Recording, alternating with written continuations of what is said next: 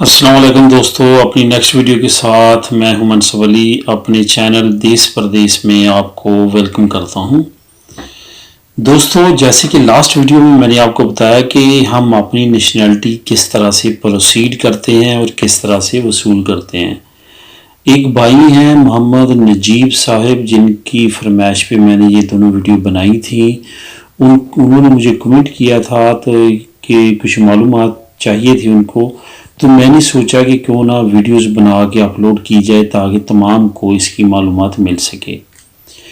तो ये जो सेकंड वीडियो है हमारी, पहले हमने बात की थी कि हम अपनी नेशनैलिटी किस तरह से लेते हैं। अब इस वीडियो में हम बात करेंगे हम अपने बच्चों की और वाइफ की नेशनैलिटी और डॉक्यूमेंटेशन किस तरह करते हैं। सबसे पहले दोस्तों, जो आपने चीज़ याद रखनी है वो ये है कि अगर आपकी वाइफ होम कंट्री में है और आप यहाँ पे हैं और बच्चों का प्रोसेस शुरू करना चाहते हैं, तो एक पेपर सबसे पहले आपको चाहिए होगा, वो है आपकी बीवी का अथॉरिटी लेटर कि वो आपको परमिशन देती है कि आप अपने बच्चों का नेशनैलिटी अप्लाई कर सकें और ले सकें। वो अथॉरिटी लेटर जो है वो हर जगह पे ज़रूरत पड़ेगी। उसके बाद आपने क्या करना है कि जो रजिस्टर सिविल है जहाँ पे आप रहते हैं उसका आपने एक सीता लेना है, ठीक है। और सीता जो है वो देने का लेना है, वो बार्सिलोना में हो या किसी और जगह पे, वहाँ पे आपने ये सीता लेना जो आपकी मुतल्लिका रजिस्टर सिविल है।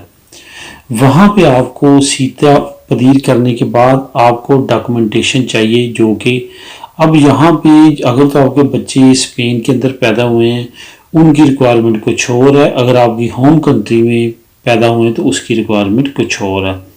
अगर तो होम कंट्री में ये पैदा हुए हैं तो उसके लिए आपको डॉक्यूमेंट्स की ज़रूरत पड़ेगी, जिसमें बर्थ सर्टिफिकेट, उसके बाद मैरिज सर्टिफिकेट जो आपका है वो अटेस्टेड होना चाहिए, और मैरिज सर्टिफिकेट जो आपकी बीवी का जो मैरिज सर्टिफिकेट है वो याद रखना है कि उर्दू वाला भी मांगते हैं ये, ठीक है। उर्दू वाला मैरिज सर्टिफिकेट ये हर सूरत रजिस्टर सिविल मांगती है और बाकायदा कहती है कि वो बड़े वाला पेपर जो आपकी कंट्री का आपकी लैंग्वेज में है वो हमें चाहिए। उसको अपने पास नथी कर लेते हैं, रख लेते हैं और उसके अगेंस्ट जो है यहाँ का निकाहनामा इशू करते हैं कि इन्होंने शादी स्पेनिश रूल के मुताबिक की है। जैसे कि हम पहले शादी अपनी कंट्रीज में करते हैं वो हमारी कंट्रीज और हमारे मज़हब के मुताबिक होती है, लेकिन जब आपने यहाँ पे अपने बच्चों की और अपनी बीवी की नेशनैलिटी के लिए यहाँ पे डॉक्यूमेंटेशन करवानी है तो फिर आपने बाई लॉ स्पेन के रूल एंड रेगुलेशन के मुताबिक सारे काम करने हैं। तो आपने अपने उर्दू का निकाहनामा संभाल के रखना। जिन दोस्तों के पास नहीं है वो अपनी यूनियन काउंसिल से निकलवा लें, या जिनके पास है वो संभाल के रखें, ये फॉर लाइफ काम आएगा। क्योंकि बहुत सारे दोस्त ऐसे होते हैं वो उर्दू वाले की इतनी केयर नहीं करते, लेकिन यहाँ पे नेशनैलिटी के लिए भी उसकी ज़रूरत पड़ेगी अपनी वाइफ और बच्चों के लिए। अब क्या करना है कि जब आपने बच्चों का अपना हर बच्चे का अलग-अलग सीता लेना है, हर बच्चे की अलग-अलग फाइल तैयार होगी और रजिस्टर सिविल में जाएगी, ठीक है। सीता हर चिल्ड्रन का अलग लेना है। उसके बाद शादी की रजिस्ट्रेशन जो मैंने कहा उसकी वो आपने करवानी है। उसमें आपका उर्दू का निकाहनामा, नादरा का निकाहनामा जो है वो, और आपकी जो वाइफ की अथोराइजेशन होगी कि मैं बच्चों को इजाज़त देती हूँ। हर बच्चे के सीते के साथ हर फाइल के साथ एक एक फ़ोटो कापी उसकी लगेगी ताकि रजिस्टर सिविल जो है वो आगे अपना प्रोसेस कंप्लीट करे। अब यहाँ पे एक और बात जो मैं करता चलूँ कि अगर तो आपने अपने होम कंट्री में बच्चों की नेशनैलिटी मुतल्लिका एम्बेसी कौंसलेट से के ज़रिए करवानी है तो फिर तो दोस्तों उस पर काफ़ी टाइम लगता है, साल लग जाते हैं, ठीक है। अगर तो आपके बच्चे ऑलरेडी मुल्क के अंदर हैं, यहाँ पे आपने अपनी नेशनैलिटी के बाद 18 साल से कम जितने बच्चे होंगे उनको आपके बिहाफ पे नेशनैलिटी मिल जाएगी। तो फिर तो ये तकरीबन साल, सवा साल, हद 1.5 साल का प्रोसेस है। अमूमन वालिदैन के पास जब नेशनैलिटी होती है 1 साल के अंदर अंदर ये सारा प्रोसेस हो जाता है। अगर आपके बच्चे जो अगर पाकिस्तान में है, बीवी वहाँ पे है, तो फिर थोड़ा सा वहाँ पे स्पेनिश एम्बेसी तहकीकात करती है, इंक्वायरीज करती है और उसके बाद ये इशू करती है।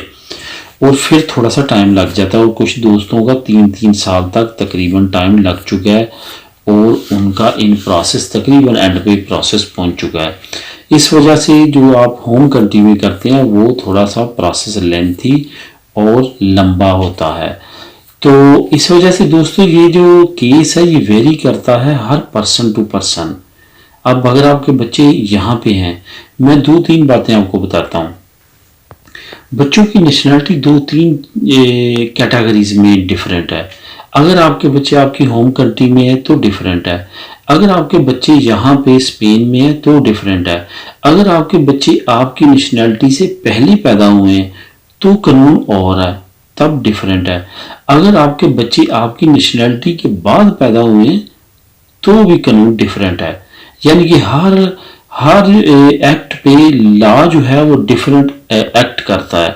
तो इस वजह से हर सिचुएशन पे हर फैमिली की सिचुएशन डिफरेंट है, लेकिन ओवरऑल जो प्रोसेस मैंने बताया वो यही है, यही सारा तरीकाकार है।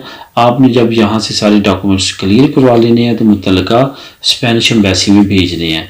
और एक बात यहाँ पे और मैं आपको साथ करता चलूँ, जब बच्चों के डॉक्यूमेंट्स आप यहाँ पे रजिस्टर सिविल मुतल्लिका में सीता लेके जमा करवाएंगे तो ये बार्सिलोना की अयuntamiento ही है जो कि ये डील करती है।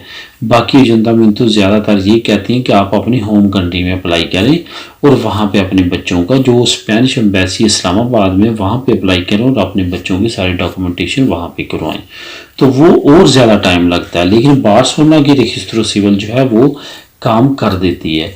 इस वजह से बार्सिलोना में रहने वालों के लिए ये एक ईजी प्रोसेस है कि वो अपने रजिस्टर सिविल से अपनी नेशनलिटी के बाद अपने बच्चों का जल्द से जल्द काम करवा के ख़त्म करवा सकते हैं। दोस्तों ये थी डिटेल सारी जो बच्चों से और फैमिली से रिलेटेड है। बीवी का मैंने लास्ट वीडियो में बता दिया था, थोड़ा सा और बता देता हूँ। बीवी को आपकी बेस पे नेशनलिटी नहीं मिलती, उसको 10 साल पूरे करने पड़ते हैं।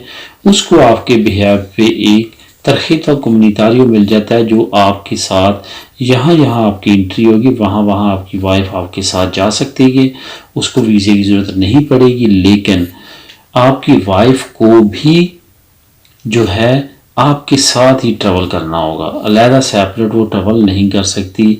अगर वो सेपरेट ट्रैवल करेगी तो उसकी जो फ्री एंट्री है वो एग्जेम्प्ट हो जाएगी, उसको वीज़ा लेना पड़ेगा। इस वजह से तरहीता कम्युनिटारियो तब तक वैलिड और तब तक यूज़फुल है आपकी वाइफ के लिए तब तक आपके साथ ट्रैवल करे।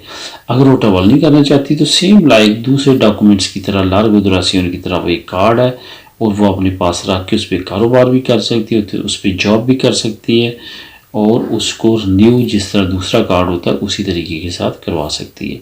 दोस्तों ये थी डिटेल इस सारी प्रोसेस की।